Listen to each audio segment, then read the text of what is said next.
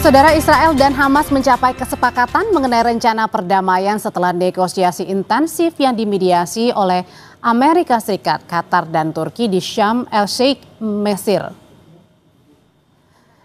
Negosiator dari Turki, Qatar, Mesir, dan Israel saling berjabat tangan sebagai penanda kesepakatan. Kesepakatan menandakan bahwa seluruh sandera akan segera dibebaskan dan Israel akan menarik pasukannya sebagai langkah awal menuju perdamaian yang tahan lama. Sebelumnya pada tanggal 29 September, Trump meluncurkan rencana 20 poin untuk Gaza bersama Perdana Menteri Israel Benjamin Netanyahu. Rencana ini sebenarnya diberikan tenggat waktu 72 jam, namun baru dicapai kesepakatan pada 8 Oktober kemarin. Hamas menerima rencana yang ditengahi Amerika Serikat dengan syarat perdamaian abadi dan penarikan pasukan penuh Israel dari tanah Palestina.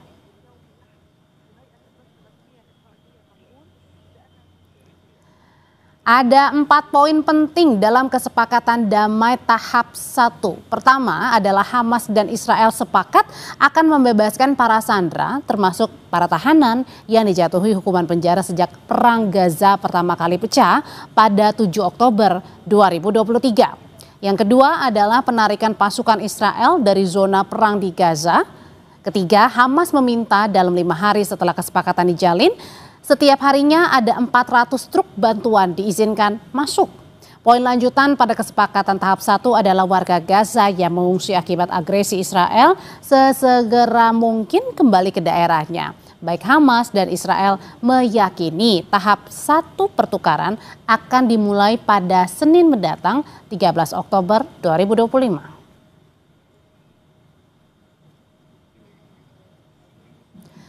Dan terkait dengan kesepakatan damai, Presiden Amerika Serikat Donald Trump mengatakan ia akan mempertimbangkan mengunjungi Timur Tengah akhir pekan ini. Trump berkata negosiasi berjalan dengan baik.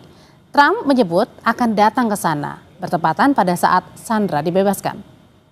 Just dealing with people from the Middle East, Arab people and other people on the potential peace deal for the Middle East. Peace for the Middle East, it's a beautiful phrase, and we hope it's going to come true, but it's very close, and they're doing very well.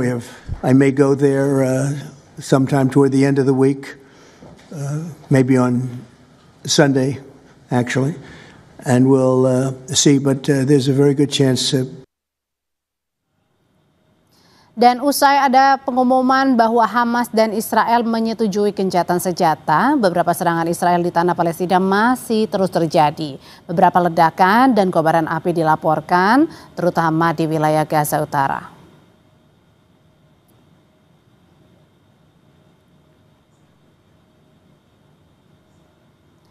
Saudara, dunia menyambut langkah bersejarah atas kesepakatan damai antara Hamas dan Israel yang akhirnya tercapai. Namun di balik sukacita ini muncul pertanyaan besar, bagaimana jaminan hukum internasional agar kesepakatan ini bukan hanya janji semata? Dan apakah Israel akan konsisten menyepakati perjanjian? Kita akan membahasnya malam hari ini bersama Guru Besar Hukum Internasional Universitas Indonesia, Profesor Hikmahanto Juwana. Prof, selamat malam. Selamat malam. Dan ada juga Marisa Noriti, relawan Mercy di Gaza. Selamat malam waktu Indonesia, Mbak Marisa. Selamat malam, saat ini saya masih di aman ya Mbak ya. Oh, masih di aman, oke. Baik, saya mau ke Prof Hikmahanto dulu. Prof, dengan kesepakatan tahap pertama gencatan senjata, apakah pertanyaannya kesepakatan ini benar-benar 100% akan terwujud untuk Israel dan Gaza? Ya, ini sangat bergantung pada Israel ya. Saya sih tadinya berharap bahwa dengan adanya kesepakatan yang dibuat, walaupun kita tahu akan baru mulai hari Senin nanti, namun demikian serangan-serangan Israel sepatutnya dihentikan karena menunjukkan gestur bahwa Israel betul-betul ingin menjalani masa perdamaian ini. Tapi kita tidak tahu. Jadi ini yang kita khawatirkan, bahwa dari pihak Israel terus menyerang sampai katakanlah pukul 00 hari Minggu ya, waktu setempat gitu ya, sebelum masuk 00.01 hari Senin. Kalau misalnya seperti itu, ini gestur yang tidak baik. Itu yang pertama. Hal yang kedua, sebenarnya kalau kita bicara dalam konteks kesepakatan ini, pertanyaannya siapa yang akan mengawasi? Nah, yang mengawasi itu harusnya masyarakat internasional. Dan di sini kalau kita lihat di 20 poin yang disampaikan oleh Presiden Trump, proposal, itu harusnya akan dibentuk yang namanya ISF, International Stabilization Force, di mana Bapak Presiden pada waktu pidato di Perserikatan Bangsa-Bangsa sudah memiliki komitmen untuk menyumbang sampai dengan 20.000 pasukan, bahkan kalau perlu lebih. Nah, tapi ISF ini tentu diisi oleh pasukan-pasukan dari negara-negara Timur Tengah dan kemudian juga negara yang berpenduduk Islam seperti Indonesia dan kemudian juga Turki. Jadi saya berharap bahwa ini segera ada di lapangan untuk menjaga perdamaian ini. Dan yang ketiga, berarti artinya belum cukup ya Prof ketika Presiden Trump berencana juga akan langsung mengunjungi dan melihat langsung bagaimana gencatan fase pertama ini? ya, kalau Presiden Trump mungkin dia ingin secara simbolis akan menerima para sandera yang dibebaskan oleh Hamas. Jadi dia lakukan mungkin hari Minggu jam 00.00 itu tadi. Nah, jadi itu yang dia ingin menunjukkan kepada dunia bahwa saya ini berhasil dalam mendamaikan Hamas dengan Israel. Tapi terpenting sebenarnya adalah bagaimana rakyat Palestina bisa tetap hidup terbebas dari serangan-serangan sampai jam 00 itu. Dan kemudian juga kita berharap jam 00.00 itu bantuan-bantuan yang dibutuhkan oleh rakyat Palestina segera masuk. Bantuan-bantuan kemanusiaan, bantuan makanan, minuman, semuanya harus masuk. Dan yang dijanjikan juga bahwa rakyat Palestina bisa kembali dari pengungsiannya ke tempat-tempat semula. Nah, kita akan tanyain langsung juga ke Mbak Marisa. Mbak Marisa, seperti apa sih respon dari warga Palestina menyambut soal kesepakatan tahap pertama gencatan senjata Israel dan Gaza ini? Ya, baik. Rakyat Palestina menerima kabar tentang ceasefire ini tepatnya sekitar jam 12 malam waktu Gaza, di mana saat itu mereka dalam keadaan tidur dan juga banyak dari warga Gaza yang tidak terkoneksi dengan internet seperti itu. Akan tetapi mereka sejak tadi malam di beberapa lokasi telah menunjukkan antusiasmenya menyambut dengan sangat gembira ceasefire ini dengan merayakan turun ke jalanan, dan bahkan per hari ini juga kami mendapatkan informasi dari teman-teman kami di Gaza bahwa mereka sangat berbahagia dan memiliki harapan lagi untuk melanjutkan kehidupan mereka yang telah hancur. Tapi mereka sangat optimis bahwa ceasefire ini insya Allah akan terwujud seperti itu. Tapi Mbak, sebenarnya mereka pada saat warga di sana memang percaya begitu, apakah memang 100% benar-benar berharap sekali untuk bahwa akan terwujud ini gencatan senjatanya, mengingat beberapa waktu lalu kan juga sempat ada gencatan senjata begitu, tapi kemudian ada agresi lagi, ada serangan lagi. Nah, tapi kalau kali ini bagaimana? Iya, mungkin karena mereka dalam situasi yang sudah sangat exhausted, sangat lelah. Bagi mereka ini satu-satunya harapan untuk bisa melanjutkan kehidupan lagi. Jadi mereka sangat antusias menyambut apa yang terjadi saat ini. Walaupun seperti yang kita ketahui, penyerangan masih berlangsung di beberapa tempat, tapi secara keseluruhan itu suasananya relatif calm dan masyarakat Gaza merayakan dengan caranya sendiri. Ada yang merayakan dengan keluarga, dengan duduk bersama menikmati menu yang biasa mereka gunakan untuk perayaan seperti manisan, dan mereka merayakan tersebut dengan sangat antusias walaupun tetap masih ada kepedihan di hati mereka karena 2 tahun genosida Israel di Gaza ini bukanlah hal yang sangat mudah bagi warga Gaza. Akan tetapi mereka menyambut optimis tentang ceasefire ini yang menurut informasi dari warga lokal akan berlaku efektif, benar-benar efektif nanti sore ini sekitar jam 4 ketika pihak Israel melakukan pertemuan dengan pemerintahannya. Seperti itu, Mbak. Oke, Prof, kan ada dibilang katanya akan ada pertukaran untuk sandera ini 72 jam ya waktunya. Sebenarnya kalau dilihat sebenarnya apakah memang 72 jam ini harus ada pertukaran, kemudian juga bala bantuan langsung masuk, sandera-sandera dibebaskan, Israel tarik pasukan, atau harus ada step by stepnya atau langsung aja semuanya dilakukan sesegera mungkin? Ya, ini kalau menurut saya fase pertama ini harus dijalankan itu semua pada hari Senin ya, jam 00 karena itu kesepakatannya. Jadi segala sesuatu sebenarnya sekarang ini persiapan-persiapan untuk melakukan agar jam 00 itu bisa dilaksanakan. Nah, tentu sandera-sandera yang ada mungkin ada di berbagai tempat itu harus dikumpulkan pada satu titik lalu kemudian akan diserahkan. Termasuk juga mungkin yang diminta adalah jenazah-jenazah yang ada di pihak Hamas. Tetapi juga pada saat yang bersamaan itu konvoi-konvoi mobil bala bantuan itu harus juga sudah siap untuk segera memasuki wilayah Gaza. Jadi kalau menurut saya itulah yang disepakati oleh kedua negara dalam bentuk fase pertama ini. Jadi kalau misalnya ada serangan-serangan ini menjadi pertanyaan gitu, apalagi yang mau diserang karena segala sesuatu ini kan sudah ada kesepakatan gitu ya Prof ya. Sudah ada kesepakatan. Nah, tinggal sekarang masalahnya mengumpulkan itu semua sehingga jam 00 itu bisa dilakukan. Oke, nah pertanyaan pada saat Presiden Trump juga bilang tahap pertama ini adalah kuat, tahan lama dan juga everlasting peace atau abadi. Pertanyaannya apakah benar gencatan senjata ini akan abadi, artinya tidak akan ada lagi serangan-serangan? Usai jeda tetap bersama kami di Sapa Indonesia Malam. Kembali di Sapa Indonesia Malam, Prof, saya ingin bertanya sebenarnya kan ini kan perang Israel dan juga Gaza sudah terjadi 2 tahunan ya Prof ya.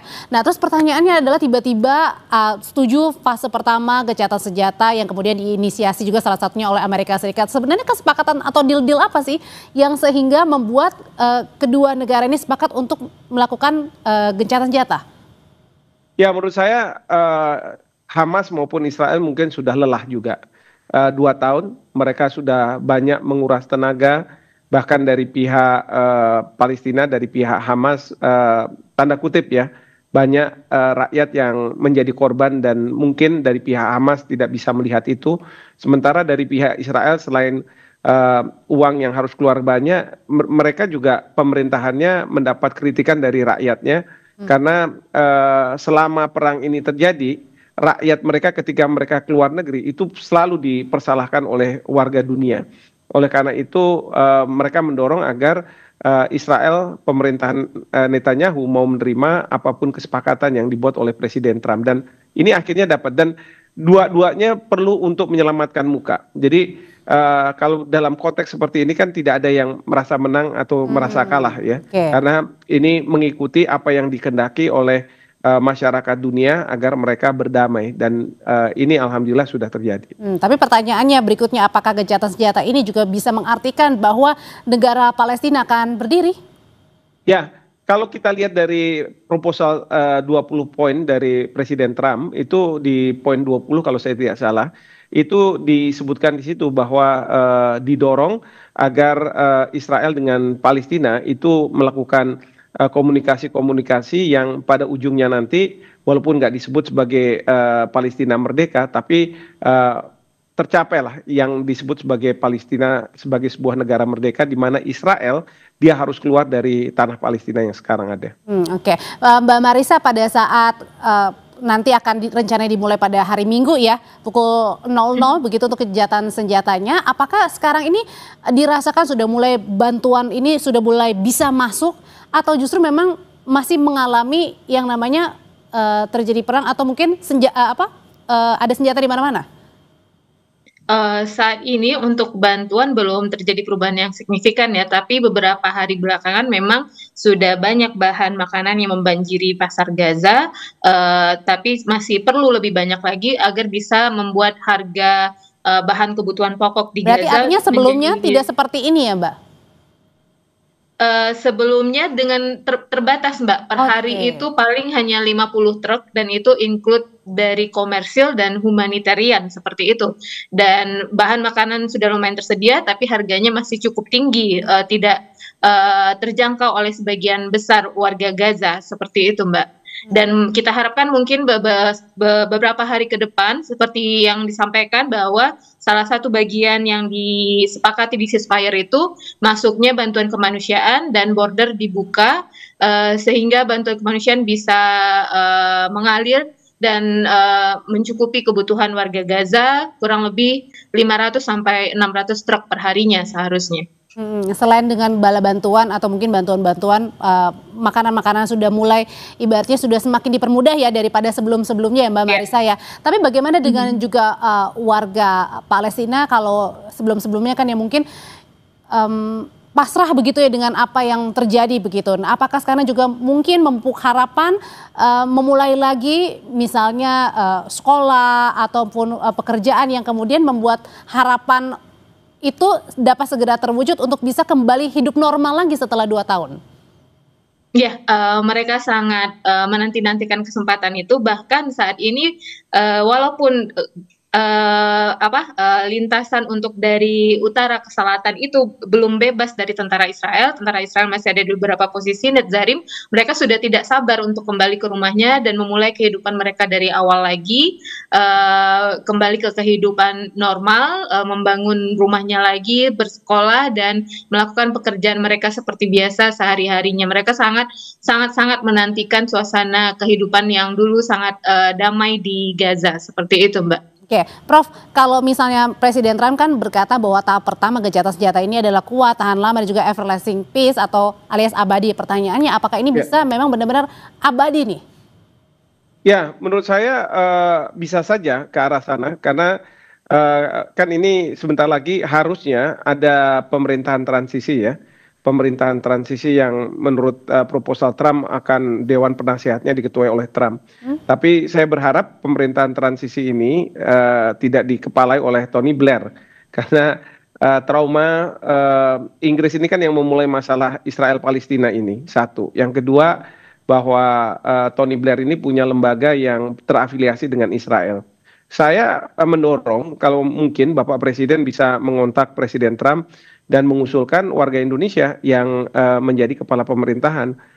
Contohnya seperti Pak Yusuf Kala mungkin ya, karena beliau sudah punya pengalaman di pemerintahan dan lain sebagainya dan bisa diterima oleh masyarakat Palestina saya yakin karena beliau juga yang menginisiasi rumah sakit Indonesia di Palestina. Nah jadi ini yang perlu dilakukan dan yang kedua adalah adanya pasukan yang dijanjikan oleh Presiden Prabowo itu harus masuk dan kemudian menjaga peace-nya ini ya. Jadi kayak peacekeeping tapi ini bukan dimandatkan oleh Perserikatan Bangsa-Bangsa tetapi disepakati oleh negara-negara yang ada di Timur Tengah dan negara yang berpenduduk Islam terbesar. Nah jadi mudah-mudahan fase yang berikutnya ini yang kita nanti dan kita perlu kawal. Awal yang bagus untuk fase pertama gencatan senjata di Gaza antara Hamas dan juga Israel supaya nanti, tapi yang terpenting adalah juga bagaimana pengawasannya ya supaya ini bisa benar-benar abadi begitu. Terima kasih Prof. Hikmahanto Juwana dan juga Mbak Marissa. Selamat malam waktu Indonesia. Terima kasih. Selamat malam.